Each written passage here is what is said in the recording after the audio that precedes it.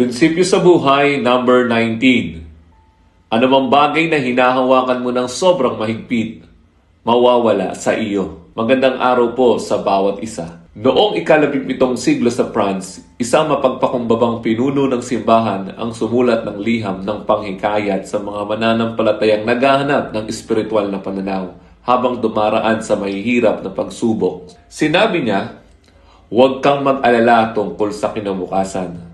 Walang saysay ang pag-aalala kung mahal ka ng Diyos at inaalagaan ka niya. Gayunman, kapag pinagpala ka ng Diyos, tandaan mong ituon ang iyong paningin sa Kanya at hindi sa mismong pagpapala. I-enjoy mo ang Kanyang mga biyaya araw-araw, gaya ng pagtanggap ng mga Israelita sa kanilang mana. Ngunit huwag mong ipunin ang mga pagpapala para sa kinabukasan."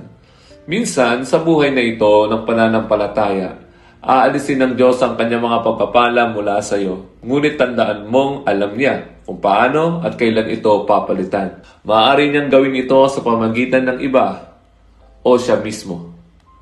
Kainin mo ang iyong araw-araw na tinapay nang hindi nag-aalala sa bukas. May oras pa bukas upang isipin ang mga bagay na dala ng bukas. Ang parehong Diyos na nagpapakain sa iyo ngayon ang siya ring Diyos na magpapakain sa iyo bukas. Sisiguraduhin ng Diyos na muling bababa ang mana mula sa langit sa gitna ng disyerto bago pa man magkulang na anumang mabuting bagay ang kanyang mga anak. Kung namumuhay tayo ng may ganitong uri ng pananampalataya, titigil tayong mabalisa at mag-alala sa lahat ng ating problema. Kaya ba nating tunay na umasa sa Diyos? Aminin natin, kapag may mahirap na sitwasyon, ang unang emosyonal na tugon natin ay ang kunin ang kontrol. Lahat tayo ay naghahangad ng kontrol. Nais nating mabuhay na may katiyakan, magiging maayos ang lahat, at ng mga bagay na hindi tama ay maaari nating ayusin sa pamamagitan ng matinding pagsisikap. Palihim, madalas nating iniisip, kung magplano ako ng mabuti at pagsumikap ng gusto, malalampasan ko ang anumang hirap. Ang problema ay dumarating kapag hindi sapat ang ating sariling kakayahan. Kapag ang suliranin ay mas malaki kaysa sa ating mga mapagkukunan o ganap na wala sa ating kapangyarihan. Hinahayaan ng Diyos sa mga ganitong pagsubok sa isang mahalagang dahilan. Nais niyang kilalanin natin siya ang may kontrol. Gayunman, ayaw ng Panginoon na maging tagapagligtas lamang natin kapag tayo'y gipit. Nais niyang maging lubos na sapat na Panginoon at kaibigan. Kilalang-kilala niya tayo. Siya ang humubog sa bawat bahagi ng ating katawan. Psalm 139 verses 13 to 16. Meron siyang mabuting plano para sa bawat araw ng ating buhay. Ephesians 2 verse 10. At alam niya kung paano isasakatuparan ang layunin niya para sa atin. Psalms 138 verse 8.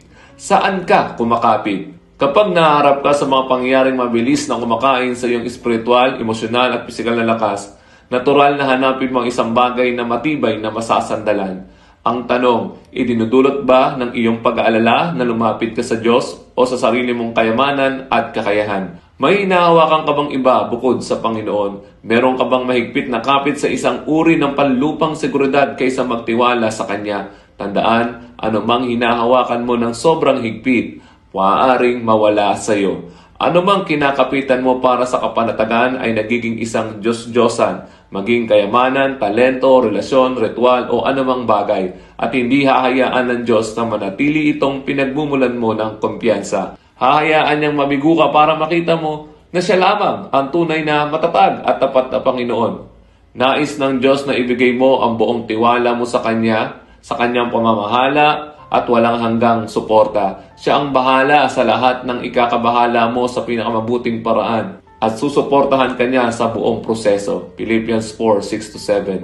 Kapag handa ka na magpasakop ng lubusan sa Panginoon, nagbibigay ang Psalm 56 ng isang magandang huwarang panalangin. Kapag ako'y natatakot, sa iyo ako nagtitiwala. Sa Diyos na aking pinupuri ang Kanyang salita. Sa Diyos ako nagtiwala. Hindi ako matatakot. Ano ang magagawa sa akin ng tao? Psalm 56, 3-4. Marahil hanggang ngayon sa iyong pakikipagrelasyon sa Panginoon ay hindi ka pa dumaan sa isang matinding pagsubok na nagpatigil sa iyo para suriin kung saan talaga nakatayo ang iyong pagtitiwala. Ibig sabihin, binibigyan kanya ng panahon na tahimik ng pagpapalakas. Ngunit tandaan, mahal kanya ng lubos para hayaang mabuo sa iyong puso ang idea ng pagiging sapat sa sarili. Susubukin ka niya sa tamang panahon. Ngunit laging may layuning ipakita ang kanyang walang hanggang pag-ibig.